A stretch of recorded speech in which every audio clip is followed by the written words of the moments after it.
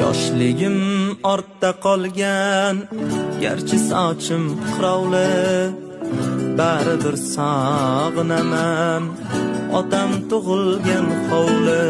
Yoshligim ortda qolgan, garchi sochim qirovli, baribir sog'inaman otam tug'ilgan hovli.